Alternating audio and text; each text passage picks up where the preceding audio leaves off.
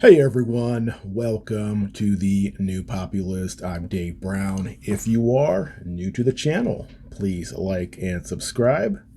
Well, today's discussion will be about inflation. If you're not aware, the inflation rate came out. It was 8.5%, the highest in 40 years. And quite in all honesty, it may be higher than that. We know the government is very sneaky with how they calculate numbers, especially when they want to hide things that is damaging to their image. And right now, I think our government is doing their best to minimize just how bad things are. So the stated number is 8.5%. Quite frankly, it could actually be worse than that.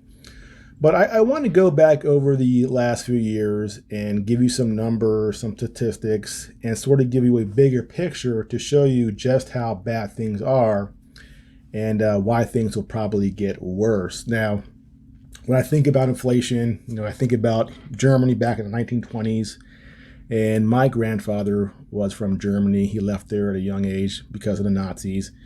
And when he passed away, he left us, his kids and grandkids, these mementos of that time back in the 20s when the German economy went through hyperinflation. So I got all these very, very useless German marks. And this one is 100,000. This one is 20,000. All this worthless money, which is a reminder that if you do not take care of your monetary policy, this can happen. And that is what we're kind of experiencing right now. Obviously, not quite to the same degree, but damaging nonetheless, especially if you live with a fixed income, you're living paycheck to paycheck. When you have inflation at these levels, it is very painful. So let's go back to the start of this pandemic. 2019, we had a pretty big budget deficit for that year. It was $984 billion. Not good. But then in 2020 and 2021, with this pandemic, that budget deficit skyrocketed. In those 2 years alone, our budget deficit was $6 trillion. $6 trillion. And so you think about it, we shut down part of our economy that creates things, and we add $6 trillion in deficit spending. There's going to be a fallout from that, which we're experiencing right now. And at the time, they were saying we're going to have this V-shaped recovery, right? We did on paper, but that V there, that little gap there, well, guess what? That has to be filled with something, and that right there, that's your inflation. Now, we had two other times in our period where we had a V-shaped recovery. One was in 1919 and one was in 1953. These were different conditions. So you can't really draw an exact parallel to what happened in 2020.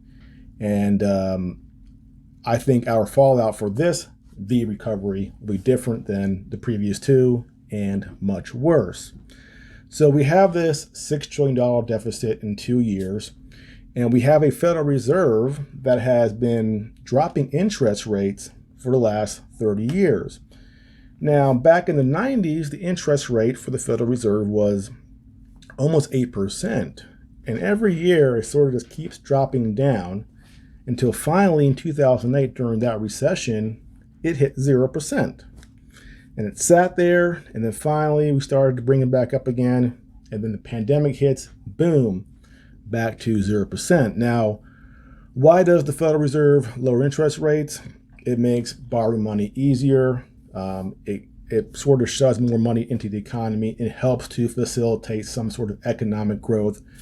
And they use that as a tool for when we're in a recession to try to spur the economy to recover. Now, the problem is you keep using this tool over and over and over again, and then finally you reach a place where you hit 0%. So you can't go anywhere else from there. Now, occasionally, and this has happened in Europe, they've had negative interest rates, but you don't want to go there. That's not a good thing. But suffice to say, the Federal Reserve likes to lower those rates to spur the economy on. And then as you get towards 0%, you have less and less room to do that. And so right there in 2020, we were at 0%. So 0% interest rates, $5.9 trillion in deficit. And something else that's very interesting, the M1 money supply. Now, the Fed has stopped reporting this. And why is this? Well, probably because it looks really bad. Now, if you're not familiar, the M1 money supply, it is liquid portion of the money supply that includes saving deposits, demand deposits, currency. It's basically anything that's is cash or can be converted to cash very quickly. And why that matters as far as how it's different than M2 and M3 is that this is the money out there in the economy people are using to buy stuff. So when the M1 money supply increases, this is going to contribute toward inflation. Now, the M1 money supply back in 2019, before the pandemic, it was in the billions at 4,000. And it had risen from about 2000 and 2010. And then in 95 was around 1,500. And then in 2020, it skyrocketed from that 4,000 range, boom, straight up like this, to almost 20,000, meaning the M1 money supply quadrupled in the United States. And so I have this graph here showing it, and it traces back to before the 1980s on this nice little line like this, and all of a sudden it goes, boom, straight up in the air, vertical. And so it is a theory that the Federal Reserve stopped reporting this number because it looked so bad, and they didn't want to make it so obvious that it was that bad.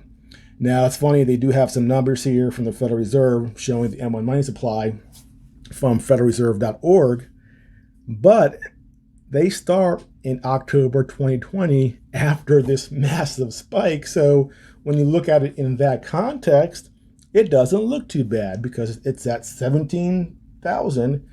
And here in 2021, in September, it was 19,000. So the Federal Reserve is always very good at playing with numbers to hide what's really going on. So we have this money supply quadruple in just 1 year. We have 5.9 trillion in deficit spending. We shut down a portion of the economy.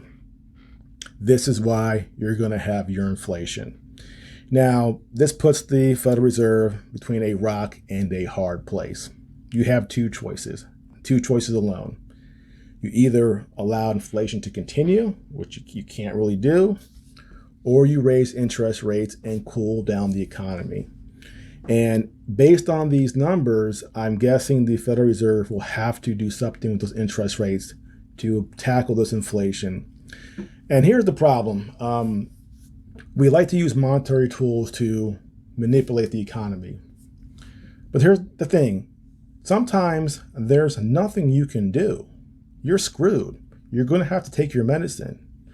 We shut down the economy. We have this huge deficit, this massive expansion in M1 money supply. We have to pay the piper, and we're going to pay it this year probably and for the next several years, because when it comes to a correction in this inflation, as far as raising interest rates and accounting for the economic damage we did in 2020 and 2021 with this pandemic, it should affect us for years. So this may just only be the beginning. And from that point, it's pretty scary because right now they're trying to distract from it with the war. And again, the Federal Reserve has so many tools to sort of manipulate the economy. And another way they have to sort of artificially bolster the US dollar, and you've heard before, is the petrodollar, meaning that oil-producing countries only trade in the US dollar. So all the banks around the world, the central banks, the governments, they hold US reserves for that purpose. And so much of the US currency is actually not in the United States, it is worldwide. And that creates an artificial demand for US dollars. Now, Russia has been talking about having I guess no longer a US dollar, but using their currency as for buying their oil. And they're trying to encourage other countries to do the exact same thing. So that is actually a scary proposition if Russia and say Iran jumps on board, or Venezuela and Saudi Arabia and other countries start to accept other currency besides the US dollar for oil. That will affect the artificial demand for US dollars created by that, and that will lower the value of the US dollar even more on top of the inflation that we're already experiencing right now. So there's a lot of things that could happen going forward with this war. It's unpredictable. We can sort of predict what the Federal Reserve is going to do as far as raising interest rates. But you look at the fiscal discipline of our government, there is none. And it's absolutely out of control. And the next several budgets, I guarantee, will be in the trillions of dollars of deficit spending. So hold on to your hats. This is a problem that's not going anywhere anytime soon, and it will get a lot worse before it gets better. So pay attention and stay tuned. Well, that's it for now. Again, if you are new to the channel, please like and subscribe. I'll see you next time.